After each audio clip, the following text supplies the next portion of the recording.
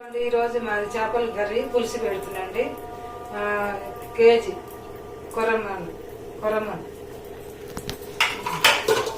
దీనికి కావలసిన పదార్థాలు: ఉల్లిగడ్డలు, పచ్చిమిరపకాయలు, 2 టమాటాలు, కొత్తిమీర, కరివేపాకు, పుదీనా అండి.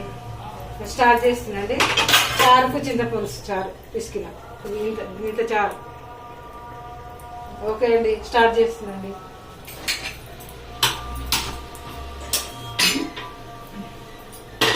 హీట్ కావాలి గిన్నె.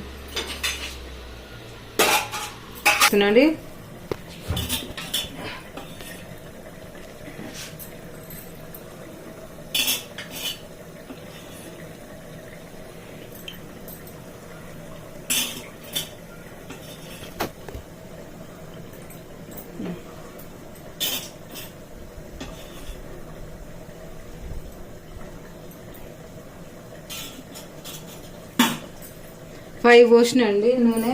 తగినంత జీలకర్ర, స్పూన్ ఆవాలు, పచ్చిమిరపకాయలు.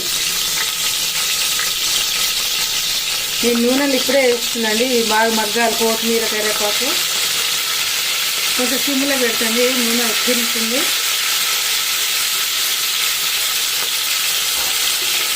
అవి కొంచెం మగ్గాలి, అవి పండు కావాలి. ఉల్లిగడ్డ, పచ్చిమిరపకాయలు నూనెలో కొంచెం వేగాలి.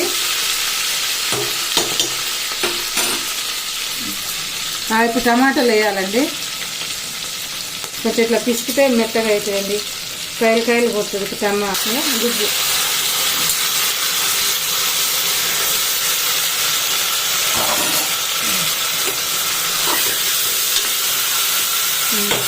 కొంచెం ఉడకాలండి, అవి మగ్గాలి. మూత పెట్టాలి. కొంచెం టమాటాలు ఉడికినాయండి. కొంచెం అల్లం పేస్ట్ చెంచాడండి.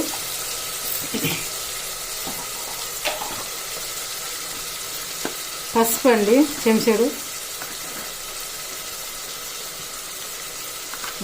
ధనియాల పొడి అండి 2 చెంచాలు అండి ధనియాల పొడి.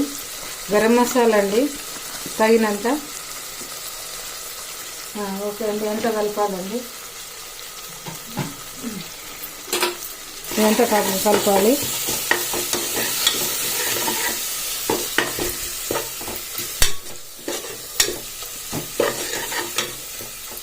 ఇప్పుడు చారు పోసుకోవాలండి.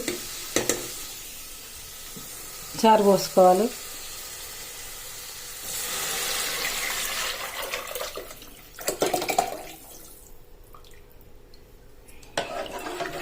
చారు పోసుకున్నాం. తర్వాత కారం వేయాలండి. 2 చెంచాలు అంత ఉంటుందండి కారం. 2 చెంచాలు అంత పడుతుంది కారం.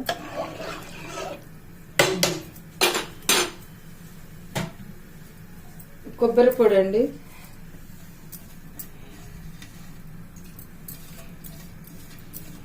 ఈ చారులో అన్నీ వేసిన అండి. కొబ్బరి వేసిన, పసుపు అన్నీ వేసిన, సాల్ట్ కూడా వేస్తా.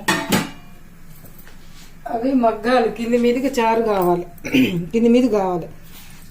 తగినంత ఉప్పు.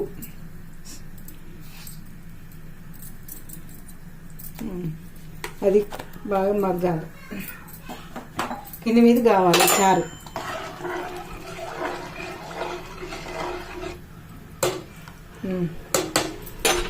పది నిమిషాలు పడుతుందండి మగ్గాలి, కింది మీద కావాలి. మూత ముక్కలు వేస్తున్నాండి.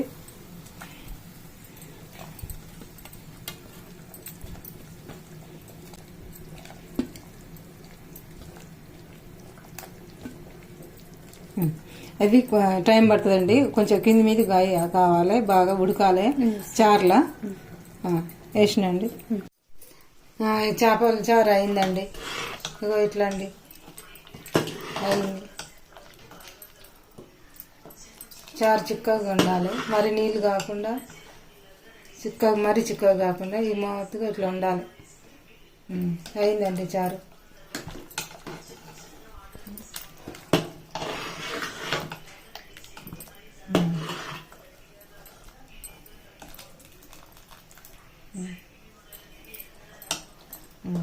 చారు అంటే చారుగానే ఉండాలండి, మరి గట్టిగా కాకుండా. అయిందండి, ఉడికిందండి కదా చారు, పులుసు, చేపల చారు. ఓకే అండి.